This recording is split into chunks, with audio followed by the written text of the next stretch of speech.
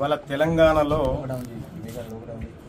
సంచలనంగా మారినటువంటి కల్వకుంట్ల కవిత గారు ఏదైతే నా మీద హత్యాయత్నం ప్రయత్నం చేసిందో ఆ అంశంలో కొన్ని విచిత్రమైనటువంటి అంశాలు బయటకు వస్తా ఉన్నాయి.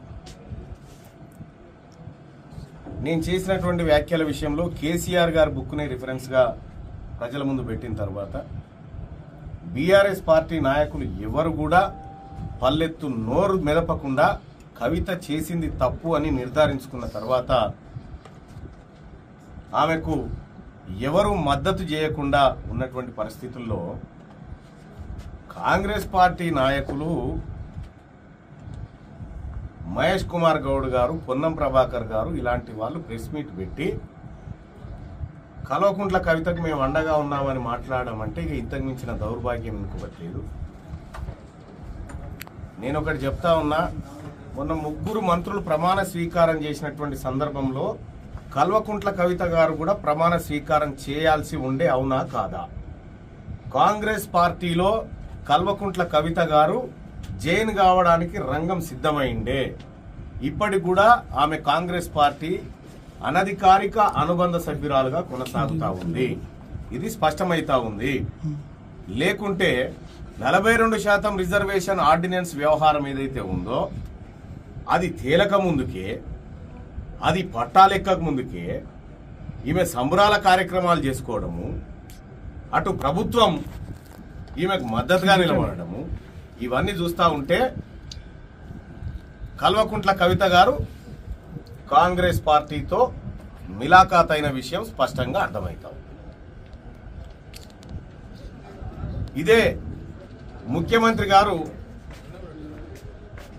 మరి బిల్లు పాస్ చేసినాం, 9th షెడ్యూల్లో పెట్టాలని చెప్పి డిమాండ్ చేసినాం కదా, ఇప్పటి వరకు ప్రధానమంత్రిని ఎందుకు కలవలేదు? ఎందుకు ఈ 42% రిజర్వేషన్ మీద ఎందుకు మాట్లాడలేదు? ఎందుకు 9th షెడ్యూల్లో పెట్టమని అఖిల పక్షాన్ని తీసుకపోలేదు? ఇదంతా ఒక డ్రామాలా కనిపిస్తా ఉంది. అంటే ఈ 42% రిజర్వేషన్ అంశాన్ని పక్కదారి పట్టించడం కోసం ప్రభుత్వంలో ఉన్నటువంటి కొందరు కల్వకుంట్ల కవిత ఇద్దరు కలిసి ఈ కార్యక్రమాన్ని చేసినట్టుగా మాకు సమాచారం అందుతా ఉంది. ఎందుకంటే నిన్నటి నుంచి వ్యవహారం చూస్తూ ఉన్నాం.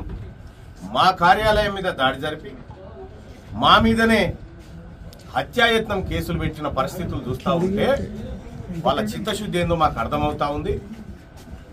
రెండో విషయం, ఇక్కడ మేడిపల్లి సిఐగా పనిచేస్తున్నటువంటి గోవిందరెడ్డి క్లియర్గా కల్వకుంట్ల కవిత ఆదేశాల మేరకు పనిచేస్తున్న పరిస్థితులు స్పష్టంగా కనిపిస్తున్నటువంటి పరిస్థితుల్లో డీజీపీ గారికి ఫిర్యాదు చేయడం జరిగింది, చైర్మన్ గారికి ఫిర్యాదు చేయడం జరిగింది.